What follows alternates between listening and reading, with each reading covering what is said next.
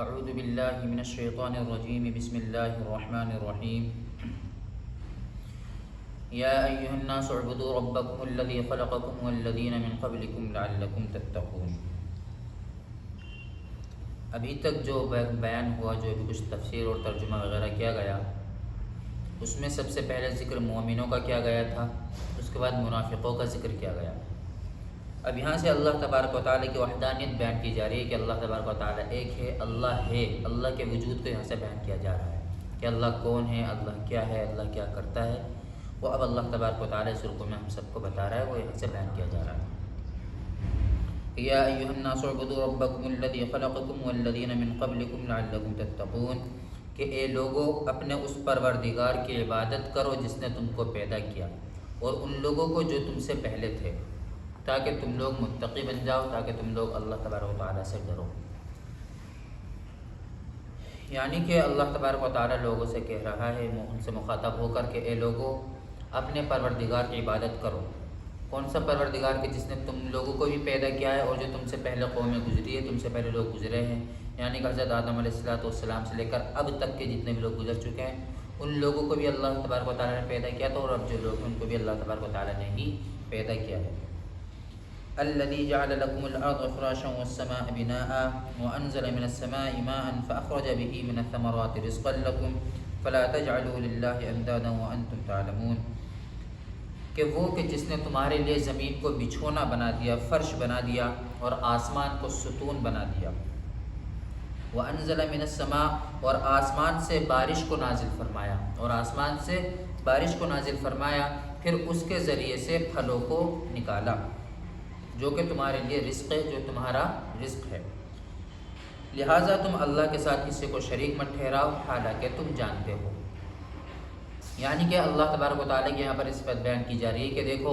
اللہ تبارک و تعالیٰ ہی ہے جو تمہارے لیے رزق کا بندوبست کرتا ہے، جو تم تک رزق پہنچاتا ہے۔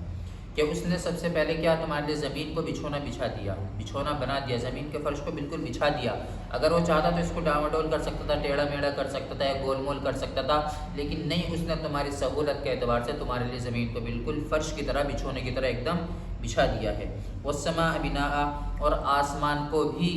اللہ تبارک و تعالیٰ نے بنا یعنی آسمان کو بھی بنا دیا، آسمان کو زمین کے اوپر، یعنی کہ اس کے اوپر ایک حصے پر، زمین کے اوپر اللہ تبارک و تعالیٰ نے آسمان کو بنا دیا۔ جہاں تک ہم نگاہ دیکھتے ہیں اللہ تبارک و تعالیٰ کی وحدانیت کو، قدرت کو پہچاننے کے لیے اتنا ہی کافی ہے کہ ہم جہاں تک ہماری نظر جاتی ہے، جہاں تک ہم لوگ دیکھتے ہیں، وہیں تک ہمیں آسمان ہی دکھائی دیتا ہے، آسمان کا کنارہ ہم لوگوں کو نظر نہیں آتا۔ اور پھر اللہ تعالیٰ کے بیان فرما رہا ہے کہ اللہ ہی ہے جس نے آسمان سے زمین پر پانی نازل کیا، یعنی بارش برسائی، اور بارش برسانے کی وجہ بھی اللہ تبارک و تعالیٰ بتا رہا ہے کہ تاکہ وہ بارش زمین پر پڑے، اور جب بارش زمین پر پڑے گی تو زمین سے غلہ اگے گا، پھل اگے گا، جو کہ تمہارے لیے یعنی کہ انسانوں کے لیے رزق بن جائے گا، جو کہ ہمارے لیے مسلمانوں کے، انسانوں کے لیے رزق ہوگا۔ لہٰذا جب اللہ تبارک و تعالیٰ ہمیں اتنا سب کچھ کر رہا ہے، ہمارے لیے اتنا دے رہا ہے، ہمیں ہمارے رزق کا انتظام کر رہا ہے، تو اللہ تعالیٰ کہہ رہا ہے تو اب تو تم باز آ جاؤ، لہٰذا اب تم اللہ کے ساتھ کسی کو شریک مت ٹھہراؤ، حالانکہ تم سب کچھ جانتے ہو، سب کچھ جاننے کے باوجود تم لوگ اللہ کے ساتھ دوسروں کو شریک ٹھہراتے ہو۔ وَإِن كُنتُمْ فِي رَيْبٍ مِّمَّا نَزَّلْنَا عَلَىٰ عَبْدِنَا فَأْتُوا بِسُورَةٍ مِّن مِّثْلِهِ وَادْعُوا شُهَدَاءَكُم مِّن دُونِ اللَّهِ إِن كُنتُمْ صَادِقِينَ۔ اور اگر تم شک میں ہو اس بات میں، اگر تم اس بات میں شک کرتے ہو کہ جو ہم نے اپنے بندے پر نازل کیا ہے، تو تم اس کی جیسی کوئی ایک صورت لے کر آ جاؤ، اور بلا لو اپنے مددگاروں کو بھی اللہ کو چھوڑ کر، اگر تم اپنے دعوے میں سچے ہو۔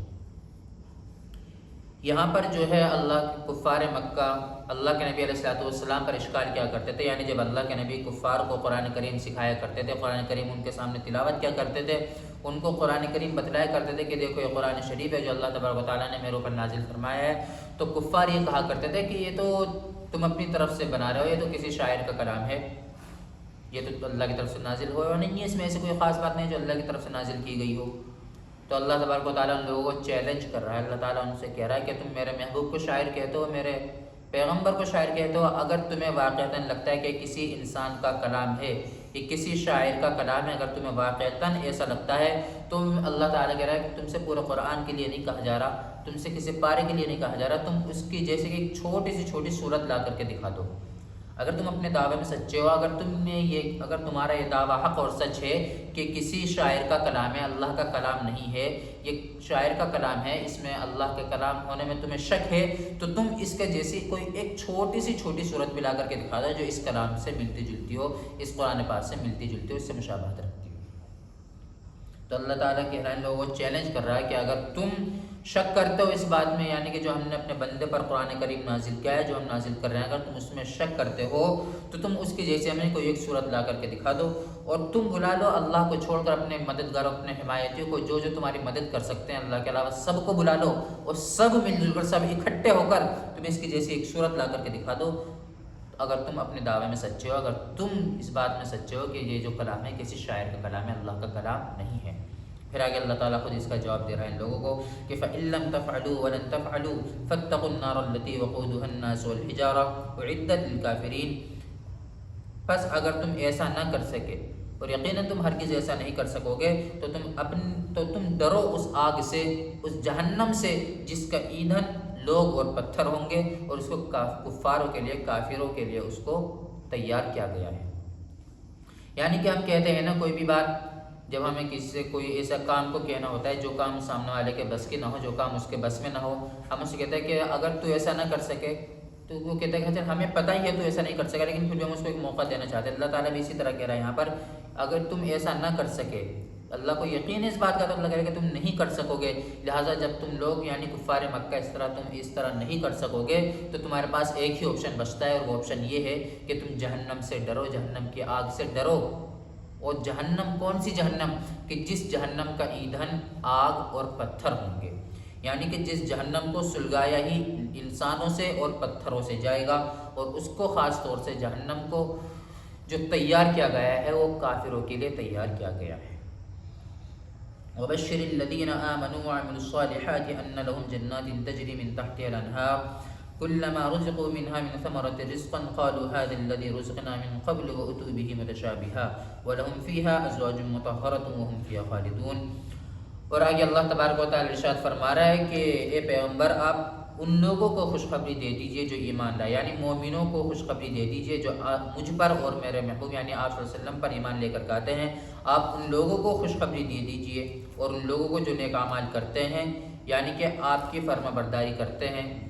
آج کل بہت سے لوگ ایسے بھی ہوتے ہیں جو اللہ اور اس کے رسول پر ایمان تو لے کر کے آ جاتے ہیں، لیکن پھر ان کی حکموں کو نہیں مانتے۔ جو یہ تو مانتے ہیں کہ اللہ ایک ہے، اور یہ بھی مانتے ہیں کہ محمد صلی اللہ علیہ وسلم اللہ کے رسول اور اس کے پیغمبر ہیں، لیکن یہ سب ماننے کے باوجود اللہ نے جو احکام دیے ہیں ہمیں ان کو پورا نہیں کرتے،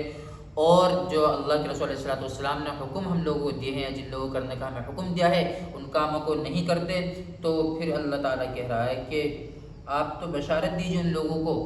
کہ جو ایمان لائے اور نیک اعمال کیے، یعنی یہ نیک جو بات مانتے ہیں اللہ کی اور اس کے رسول کی بھی باتوں کو مانتے ہیں، ان لوگوں کی بشارت دی گئی ہے کہ ان کے لیے ایسے باغات ہوں گے کہ جن کے نیچے سے نہریں جاری ہوں گی۔ ان لہم جنات تجری من تحتها الانہار، کہ جب کلما رزقوا، کہ جب ان کو وہ رزق دیا جائے گا، اس میں سے جنت میں ان کو جب رزق دیا جائے گا، پھل دیا جائے گا، رزق کے طور پر ان کو کوئی پھل دیا جائے گا، تو وہ کہیں گے یہ تو وہی ہے جو ہمیں اس سے پہلے بھی دیا جا چکا ہے، اور یہ تو اسی کے جیسا ہے۔ اور ان کے لیے اس میں پاکیزہ جوڑے ہوں گے، یعنی اگر مرد ہے تو پاکیزہ بیویاں ہوں گی، اور اگر عورتیں ہیں تو پاکیزہ شوہر ہوں گے۔ وَهُمْ فِيهَا خَالِدُونَ، اور وہ اس میں ہمیشہ ہمیشہ رہیں گے۔